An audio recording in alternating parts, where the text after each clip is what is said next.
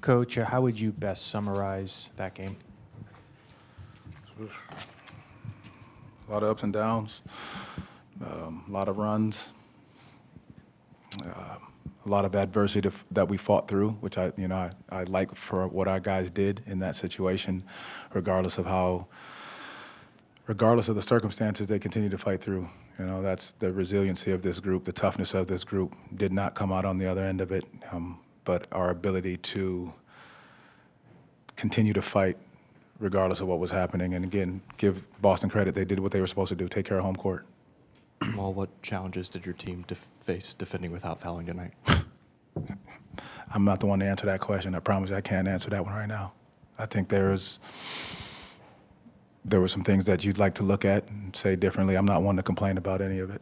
But there's a reality that, all of our starters had 2 fouls at one point quickly. And there was a time it was 16-2 in the free throw count. That's part of how the game goes.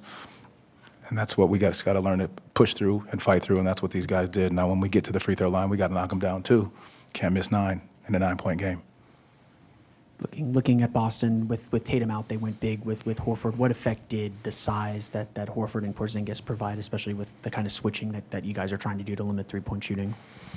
Well, I think it was Jaylen Brown that got going more than anything. I think it was him covering some of the switches. He got downhill quickly, made some tough pull-up threes, but that's what he's capable of doing. And so in those situations, being able to adjust to what he's doing, going after him a little bit. We got a couple turnovers on him when we went after him.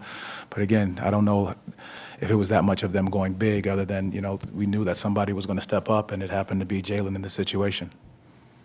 What was challenging tonight for KCP?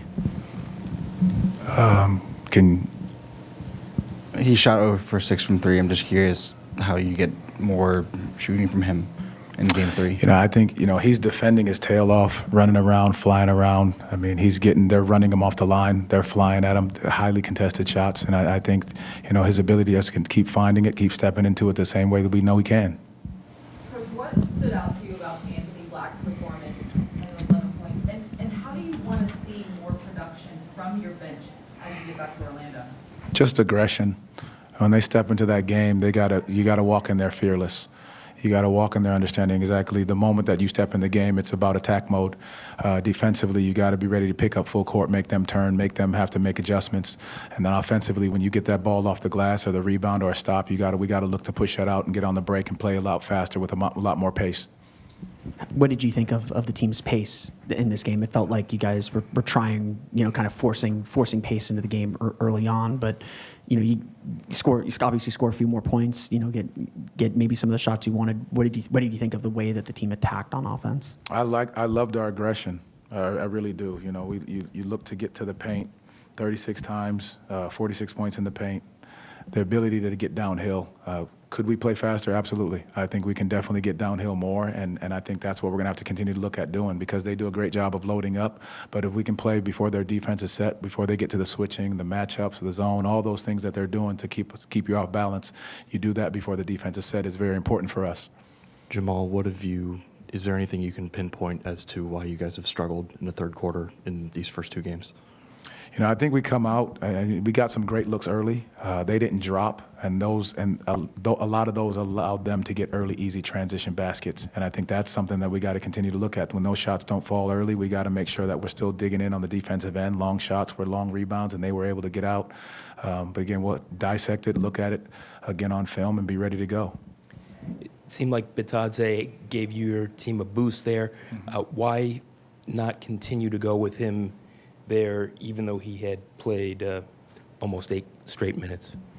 I mean, he played 8 straight minutes. There was a Cornet matchup that we went to, and then, Wendell came back in the game when Horford came back in the game, and looking at those 2 minutes matched up against each other. But again, he gave us a great spark off the bench. I thought his energy was great. His defense was great.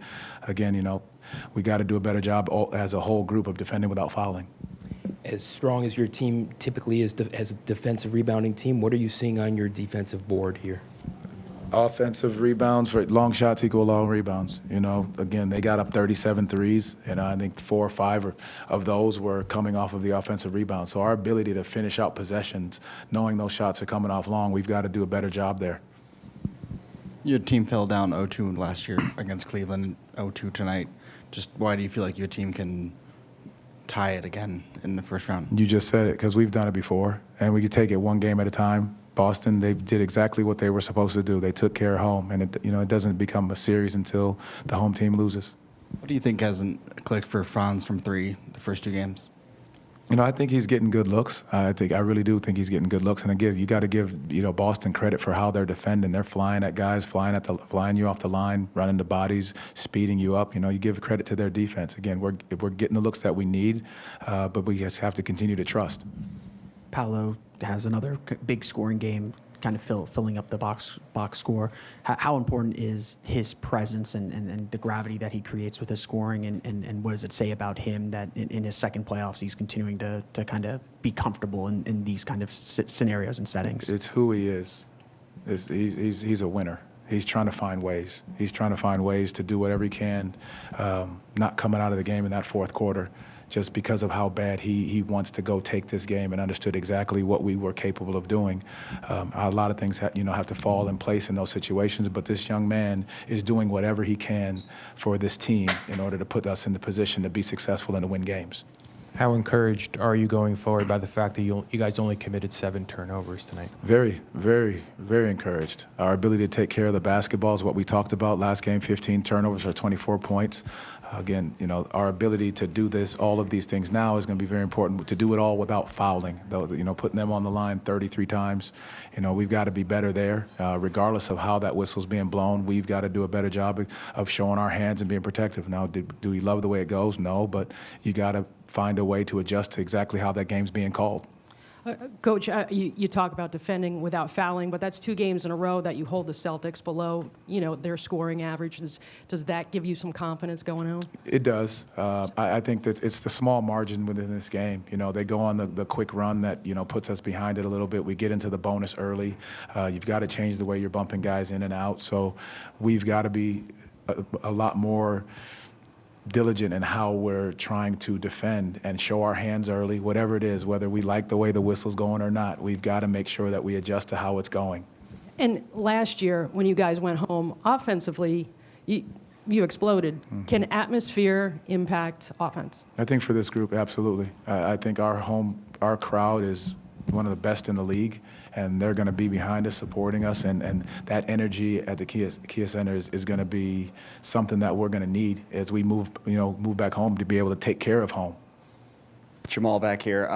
You kind of talked about with Jason, but it's now 2 straight years you guys haven't won a road playoff game. The obvious answer is it's frustrating, but how do you go about trying to change that narrative and getting a road win when you want it, but it's just not that easy? It's in the margins, the minor details of the game, and you look at right now, the small things would be, can we make our free throws? Can we do a better job of defending without fouling? Because we know how it's going to be on the road. And so it's those little things that we have to clean up and understand exactly what we need to do. But having had this experience last year and now walking into it this year, knowing what we do, and you come back here and know exactly what you have to do. Thank you. Thank you.